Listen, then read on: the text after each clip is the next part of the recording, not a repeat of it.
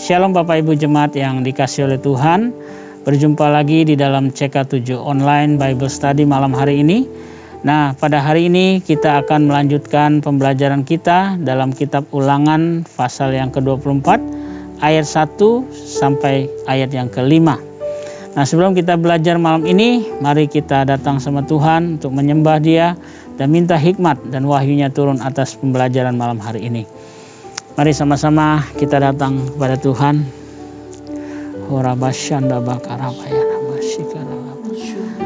Oh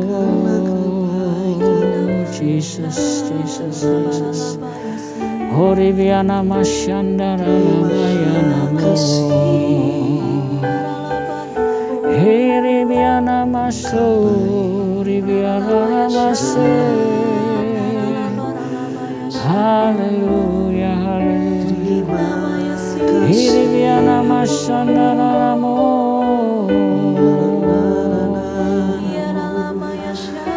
Terima kasih buat kasih setiamu.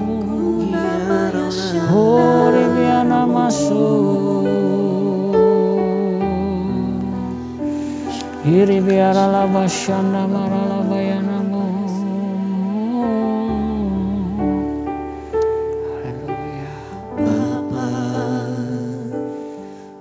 Persembahkan tubuhku sebagai persembahan yang hidup, kudus dan yang berkenan padamu, sebagai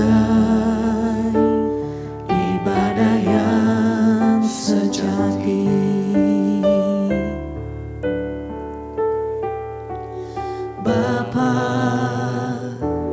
Ku persembahkan tubuhku sebagai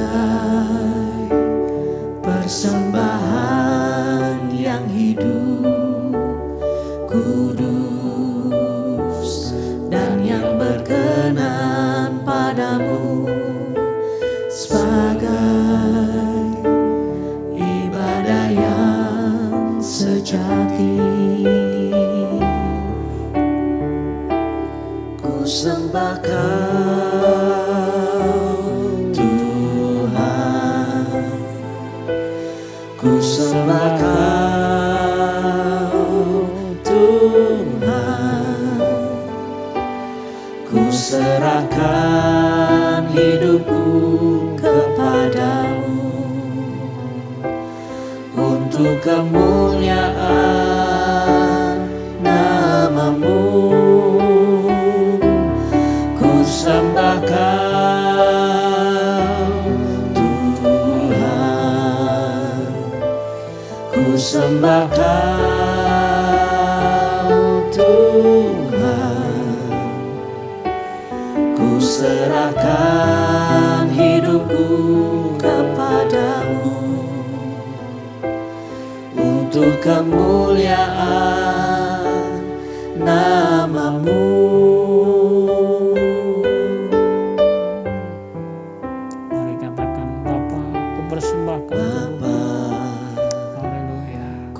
Persembahkan tubuhku sebagai persembahan yang hidup, kudus dan yang berkenan padamu, sebagai ibadah yang sejati.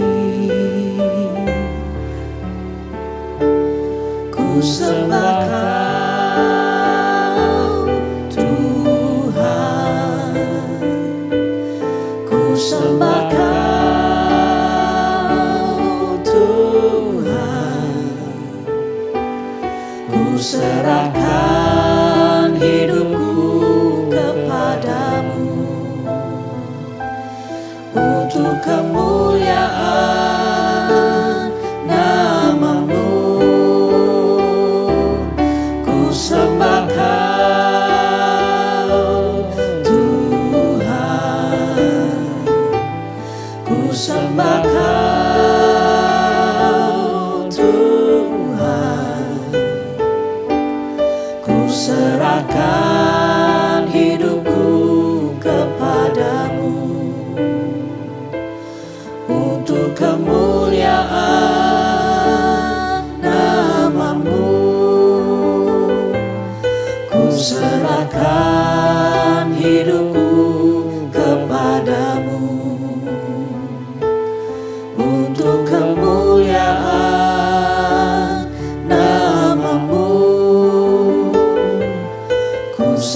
Serahkan hidupku kepadamu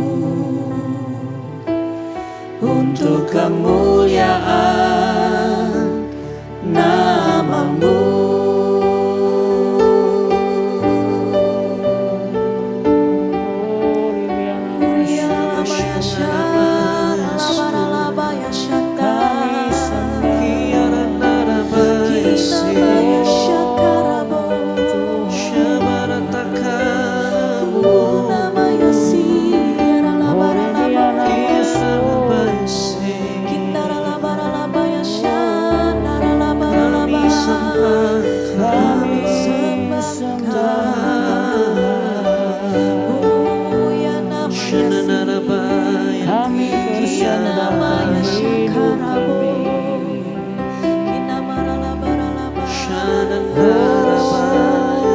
Sebagai korban bagi untuk kemuliaan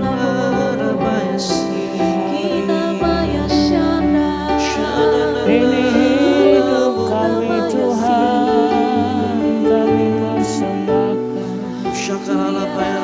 untuk kemuliaan bagi nama-Mu Yesus. Oh, biarlah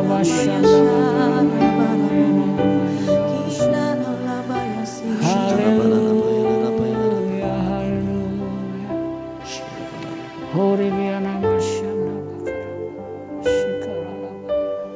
Ku tak membawa apapun juga saat ku datang ke dunia. Ku tinggal semua pada akhirnya saat ku kembali ke surga. Inilah yang ku punya, hati sebagai hamba yang mau taat dan setia padamu Bapa. Kemanapun ku bawa, hati yang menyembah dalam roh dan kebenaran sampai selamanya.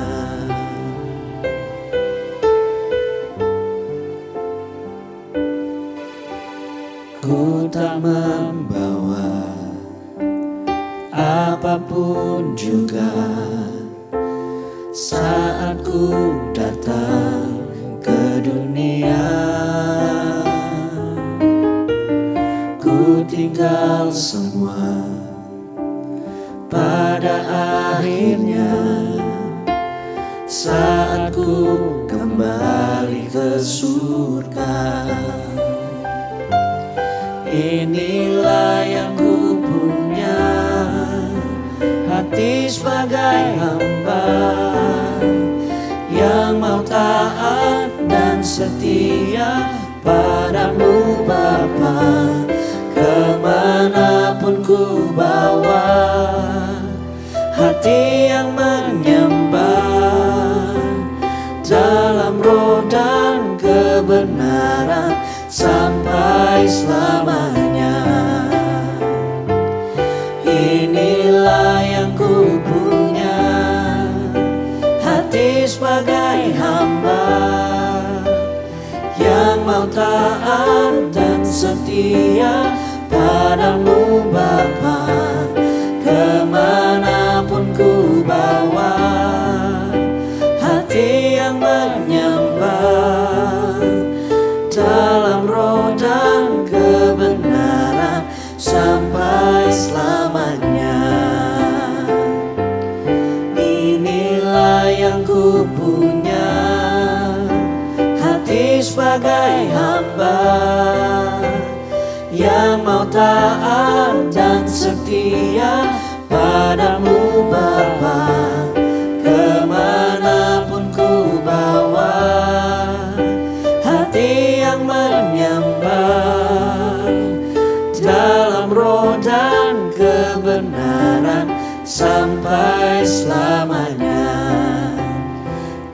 dalam roh dan kebenaran sampai selamanya. Mari kita sembah Dia. Shanda bakarabaya namasikarabalaya namasaya. Horibiana masyanda. Haleluya. Kami bawa hidup kami ke mezbah Tuhan. Kami persembahkan hidup kami kepadamu Tuhan. Haleluya. Oh, pakailah hidup kami untuk kemuliaan-Mu Tuhan. Hore biara masyanda lamaya namaya. Hiri biara lamaya namasu. Haleluya.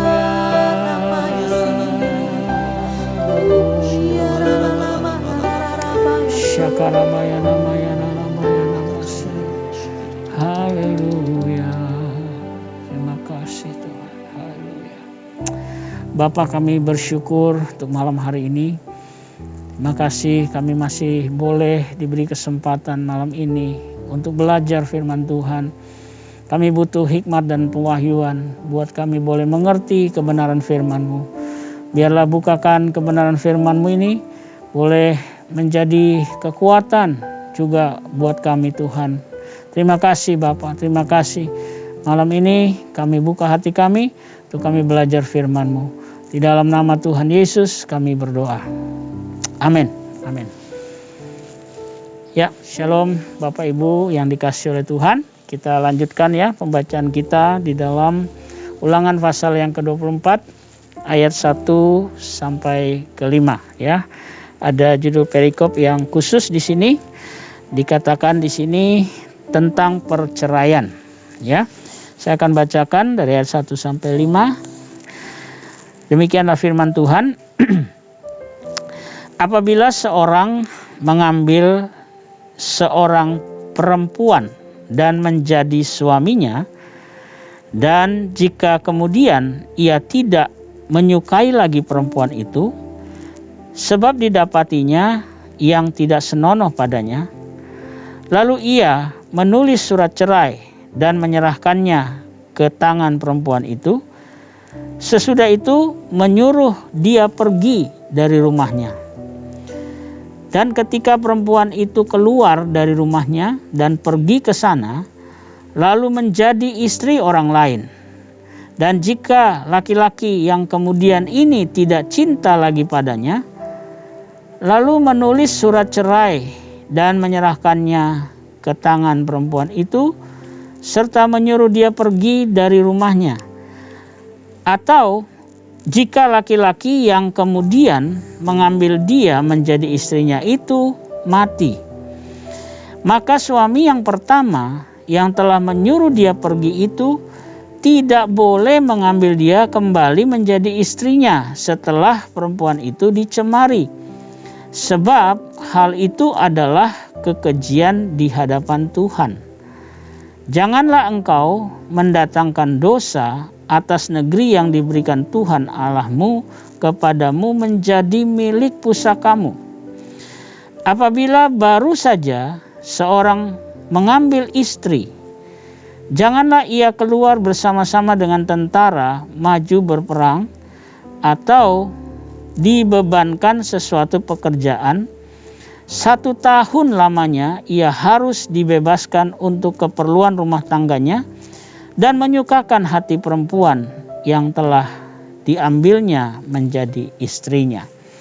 Nah, Bapak Ibu, kalau kita berbicara malam ini firman Tuhan tentang perceraian, ya, tentu kita melihat hari-hari ini pada zaman ini ya, hal itu mungkin buat kita sudah biasa ya, wajar gitu.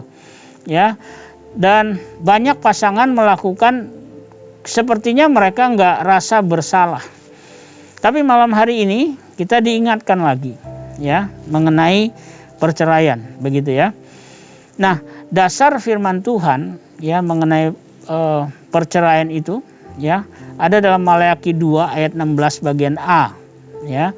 Di situ Tuhan menegaskan larangan bercerai bagi orang Israel. Ya. Bahkan di situ dikatakan bahwa Tuhan itu membenci perceraian. Ya. Jadi di dasar firman ini kita mengerti kalau namanya Tuhan membenci perceraian, berarti bukan sekedar sekedar larangan, tetapi itu satu kebencian di hadapan Tuhan. Ya. Nah, yang kedua adalah di Matius 19 ayat 3 sebagai dasarnya. Tetapi karena kekerasan hati umatnya. Nah, ini ya. Jadi perceraian itu bisa terjadi karena apa? Tegar hatinya. Artinya terjadi kekerasan hati umat pada waktu itu. Sehingga tetap terjadi perceraian di kalangan umat Israel pada waktu itu. Ya. Nah, malam ini saya mau kita melihat ya secara jelas ya bahwa tentang perceraian ini adalah sesuatu hal yang harus kita hindari. Kenapa? Karena perceraian itu adalah kebencian di hadapan Tuhan. Allah benci sekali perceraian. Karena perceraian itu di dalam Maliaki 2 itu ya dijelaskan di situ bahwa Tuhan itu tidak suka orang yang tidak setia, berkhianat bahasanya di situ. Ya. Jadi itu yang pertama yang harus kita lihat sebagai latar belakang dulu ya. Nah, berikutnya kita akan lihat di dalam ayat 1 ini ya. Di sini dikatakan ada izin ya. Di situ tadi kita baca ada izin pemberian surat cerai kepada perempuan yang tidak disukai karena ada ketidaksenonohan yang ditemukan kepadanya ya. Itu di ayat pertama. Nah, mungkin perempuan ini setelah dia diberikan surat cerai tadi dikatakan di ayat 2 dan 3, perempuan ini mungkin menikah lagi dan dapat diceraikan lagi kemungkinannya, atau bisa ditinggal mati oleh suami yang kedua ya. Nah, kalau hal ini terjadi maka suami yang pertama itu tidak boleh menerimanya kembali lagi sebagai istrinya karena sudah terjadi perceraian ya. Dan jika menikah kembali itu adalah dosa perzinahan di hadapan Tuhan. Ya, seperti tertulis di dalam Matius 5 ayat 32. Ya, jadi nggak boleh ya kalau sudah sudah terjadi pertama suami pertama sudah dia dikasih surat cerai ya. Lalu dia menikah lagi perempuan ini ya. Mungkin dia ditinggalkan atau suaminya yang kedua ini meninggal, suami yang pertama itu tidak boleh menikah lagi dengan dia. Ya, karena itu dianggap sebagai perzinahan di hadapan Tuhan. Ya. Nah, karena itu pada malam ini kita belajar ya. Di sini kita mulai lihat di ayat yang pertama ini hati-hati ya. Karena di sini dikatakan tadi kan sepertinya ada izin untuk boleh bercerai ya. Tetapi di sini bukan diartikan bahwa Allah itu mengizinkan perceraian. Ini harus digarisbawahi. Ya. Tetapi kenapa ada hukum ini? Hukum ini adalah tujuannya gini Bapak Ibu, untuk melindungi kaum perempuan Yahudi yang pada masa itu di wilayah Timur Tengah itu sangat rentan untuk direndahkan, dilecehkan, bahkan diperjualbelikan. Jadi di sini secara konteksnya bukan berarti Tuhan mengizinkan karena adanya boleh izin surat cerai. Ya. Tetapi hukum ini tujuannya ya bukan bicara boleh atau tidak bercerai. Tetapi tujuannya adalah untuk melindungi kaum perempuan Yahudi yang pada waktu itu ya di wilayah Timur Tengah itu sangat rentan untuk direndahkan, dilecehkan, bahkan diperjualbelikan. Karena itu malam ini kita belajar ya. Kita tetapkan hati kita bahwa perceraian itu jelas bukan Allah mengizinkan, bukan. Bahkan tadi di Maliaki saya udah kasih referensinya ya, firman Tuhan mengatakan bahwa di situ Allah membenci perceraian. Dia tidak suka ketidaksetiaan. Bahkan dikatakan di situ jangan berkhianat. Ya. Jadi pada malam ini kita tekankan itu ya. Jangan sampai kita punya pikiran ya untuk bercerai. Ya, itu bahaya sekali. Ya. Nah, di ayat yang kelima, di ayat yang terakhir tadi, di situ kita tadi baca apabila ada seorang ya mengambil istri, janganlah ia keluar bersama-sama dengan tentara maju berperang, ya. Nah, di sini kita melihat ya, ini satu pengertian dari Tuhan. Artinya Tuhan itu sangat mengerti dan memberi kesempatan kepada umatnya untuk menjalani kehidupan pernikahan yang indah, yang bahagia, ya, bisa menikmati dengan baik. Nah, karena itu ada kesempatan 1 tahun bagi setiap laki-laki yang baru menikah untuk tidak ikut berperang. Jadi Bapak Ibu, kita lihat di sini ya, bahwa Tuhan itu adalah Allah yang mengerti ya. Di dalam pernikahan itu butuh waktu ya.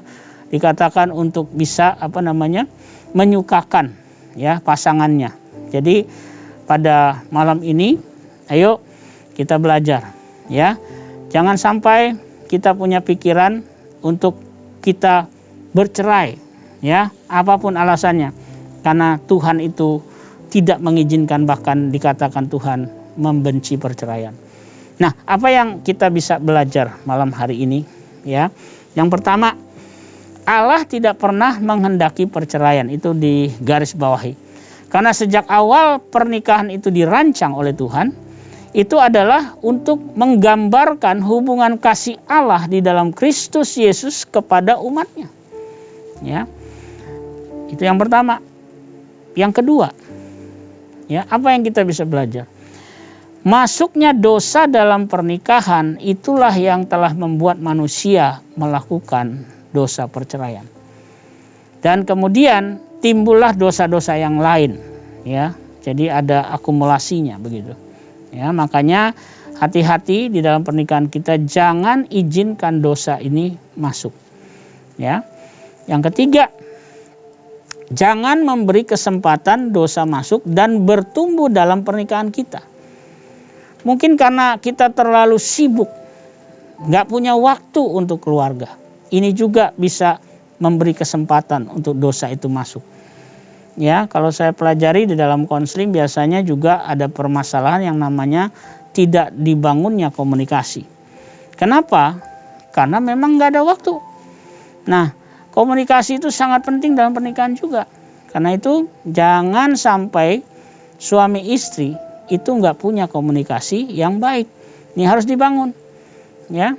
Punya waktu untuk belajar membangun sebuah komunikasi yang baik, ya, supaya jangan ada kesempatan bagi dosa untuk masuk. Ya, yang keempat, yang terakhir, jaga hidup pernikahan kita di dalam kekudusan dan kesetiaan. Mengapa? Karena Tuhan menghendaki setiap pasangan untuk menghindari yang namanya perceraian. Ya. Jadi pernikahan itu harus kita jaga baik-baik, harus kita perjuangkan. Jangan sampai kita berakhir di dalam namanya perceraian. Karena pernikahan itu, ya, ini adalah satu gambaran hubungan yang spesial antara Kristus Tuhan dan jemaatnya.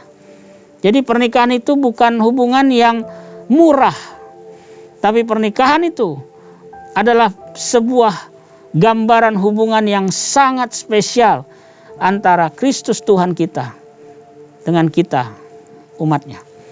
Ya, dan di dalam hubungan itu ada satu dasar yang paling kuat, ya, yang Tuhan taruh membangun hubungan itu, ya, antara Tuhan dengan kita.